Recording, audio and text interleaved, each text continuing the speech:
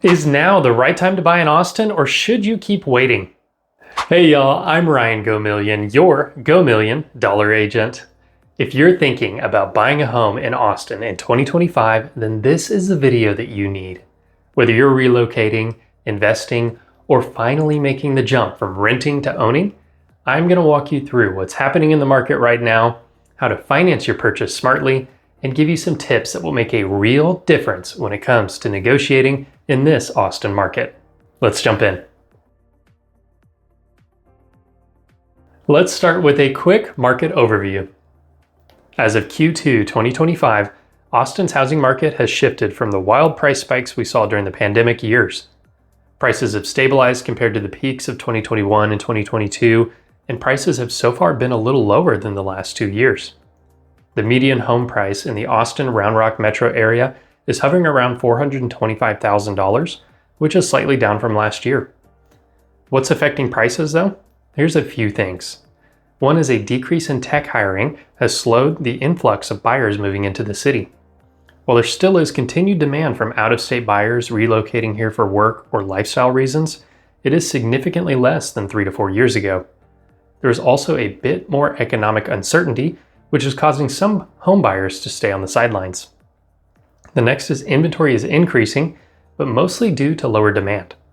New active listings are not too much higher than where they usually are at this time of year, but there are less buyers for them. And then lastly, mortgage rates have mostly started to tick down, with most buyers securing rates in the 6s. It's not ideal, but it is better than last year's highs. If you're planning to buy, know this. We are in a buyer's market, but it's also not the frenzy of 2021. Strategic buyers are getting good deals, especially if they know where to look and how to make a smart offer. Now let's talk about financing and some successful strategies, because it's one of the biggest factors affecting your monthly budget and long-term investment. Here are a few strategies and overall advice that can make a difference for your purchase. The first, with mortgage rates in the 6s right now, some sellers are offering or are open to rate buydowns as a negotiation tool. This means you could get help covering a 2-1 buydown or even a permanent rate reduction.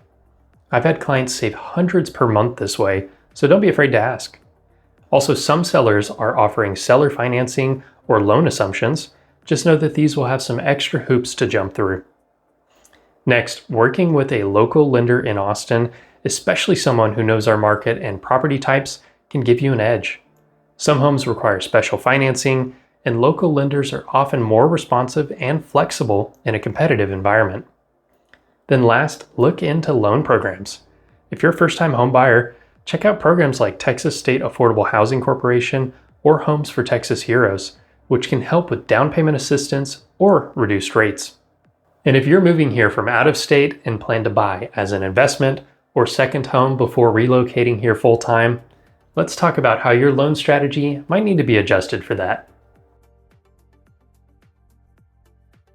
Austin is made up of unique, diverse neighborhoods, and deciding where to buy depends on your lifestyle, budget, and goals, not any one-size-fits-all advice.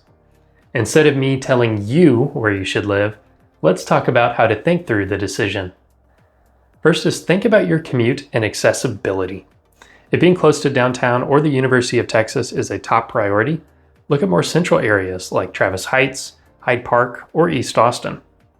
Do you want more space or quieter streets? You might find great value in places like Wells Branch, South Park Meadows, or even parts of Pflugerville or Manor. Next, think about your home style and budget. Are you after a newer build with modern finishes? Look into newer subdivisions popping up in Southeast Austin or in the northern Austin suburbs. Or do you want character and walkability? Central neighborhoods often have older homes with tons of charm. Just be ready for a renovation or two. And then last, think about appreciation potential versus livability.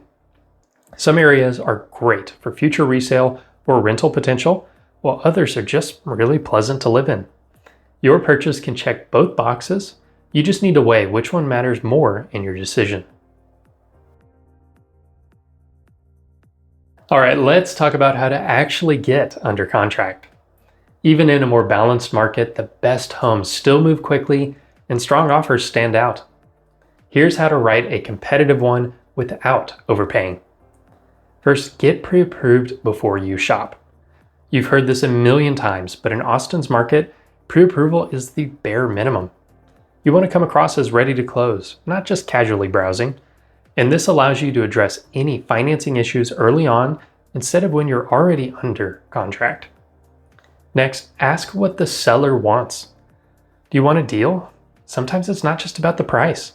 Do they need a leaseback, a quick close, a clean offer with fewer contingencies? Your agent should be finding that out before you even submit. Next, consider your appraisal. With prices stabilizing, you want to make sure that your offer is in line with the market and that you're not overpaying.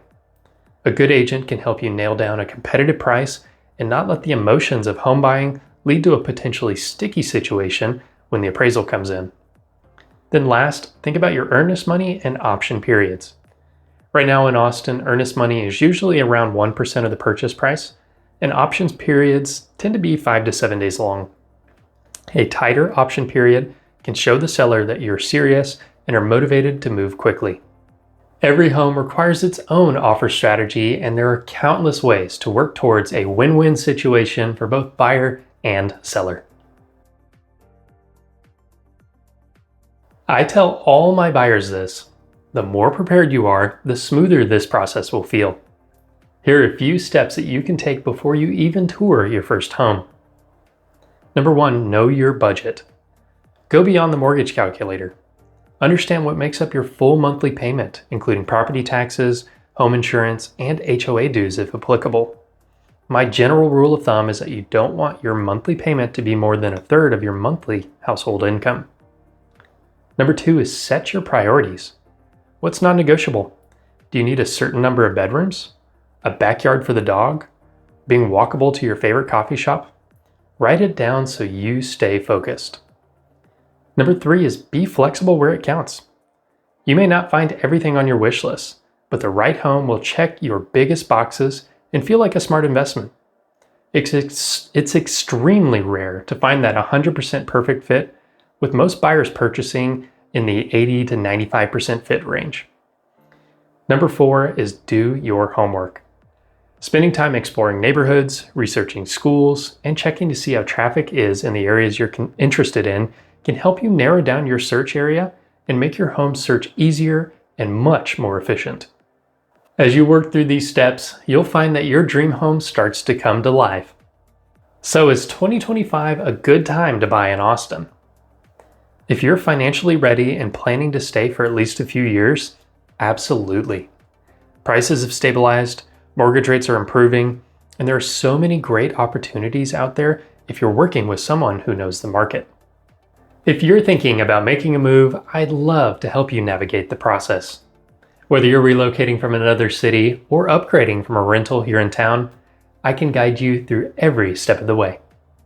You can reach out to me using the information in the pinned comment below, and don't forget to like, subscribe, and drop any questions you may have down in the comments. Thank you so much for watching, and I'll see y'all in the next video.